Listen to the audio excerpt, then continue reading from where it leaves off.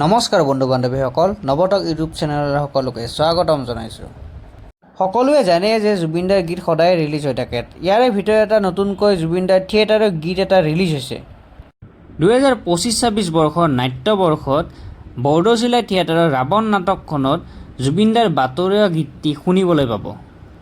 আৰু ইতিমধ্যে গীতটি বৰদৈচিলা ইউটিউব চেনেলত ৰিলিজ হৈছে। আপোনালোকে এতিয়ালৈকে যোনে শুনা নাই ইউটিউব চেনেলত গৈ গীতটি এবাৰ শুনিব পাৰে।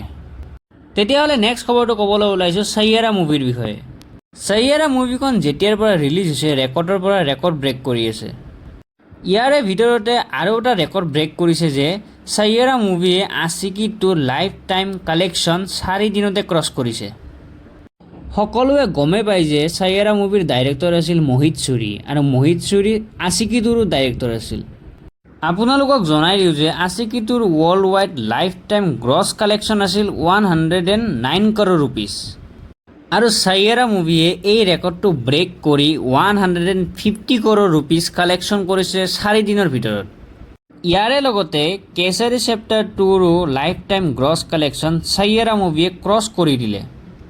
এতিয়া নেক্সট খবৰটো হৈছে ৰয়েল গ্লোবেল ইউনিভাৰ্চিটি আৰু SPM IAS একাডেমীয়ে একেলগে চিভিল ছাৰ্ভিচ প্ৰগ্ৰাম ষ্টাৰ্ট কৰিবলৈ গৈ আছে। আৰু এই চিভিল ছাৰ্ভিচ প্ৰগ্ৰামটো ৰয়েল গ্লোবেল ইউনিভাৰ্চিটিত আগষ্ট মাহৰ পৰা আৰম্ভ হ'ব।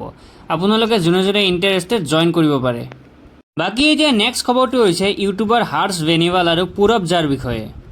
বহুতে চাইছে চাগে হৰ্ষ বেনিৱাল আৰু পুৰব জাৰ এটা নতুনকৈ কোলাবৰেশ্যন ৰীল পোষ্ট কৰিছে আৰু সেই ৰীলটো হৈছে এটা এডভাৰটাইজমেণ্টৰ বিষয়ে। এতিয়ালৈকে সেই এডভাৰটাইজমেণ্টটো কিহৰ গম পোৱা নাই, নেক্সট আপডেটত নিশ্চয় গম পাম। আৰু সেই ভিডিঅ'টোৰ হৰ্ষ বেনিৱাল আৰু পুৰব জাই দুয়োজনক ৰোষ্ট কৰিছে। ৰীলটো মই এবাৰ স্ক্ৰীনত দি দিছোঁ, আপোনালোকে এবাৰ চাই লওক। ट्रेटर कैसा रहा? हाँ ट्रेटर जीत गया ना, लोगों का दिल जीत गया। हाँ, पूरा शो तो दूसरों के भरोसे आगे बढ़ा है। खैर इसकी तो आदत है दूसरों के कंधों पे चढ़ के आगे बढ़ने की। सुना है चैनल कुछ आजकल सही नहीं चल रहा आपका? कौन बोला? वो तो क्या है कि आजकल मैं वेब सीरीज में बिजी हूँ। क्या है ना कि तेरी तरह किस्मत वाला सीन नहीं है, मेहनत करनी पड़ती है, मेहनत। सीधे सीधे बोलना कि मेरी बराबरी नहीं कर पा रहा, इसलिए डर के मारे दुकान कहीं और लगा ली। वैसे आजकल बड़ी वीडियोस बना रहा है, अपने को भी कोलैब करे हुए काफी टाइम हो गया नहीं? कर ले कोलैब, इसी बहाने तेरे व्यूज तो आ जाएंगे। क्या बोला? कुछ नहीं, वो क्या है ना कि मेरे को एक নেক্সট খবৰটো হৈছে ঋষভ পান্থৰ বিষয়ে। সকলোৱে গমে পাইছে যে ইণ্ডিয়া আৰু ইংলেণ্ডৰ মাজত টেষ্ট মেচ চলি আছে আৰু সেই 4th টেষ্টৰ প্ৰথম দিনাই ঋষভ পান্থৰ চিৰিয়াছ ইঞ্জুৰি হৈ যায়।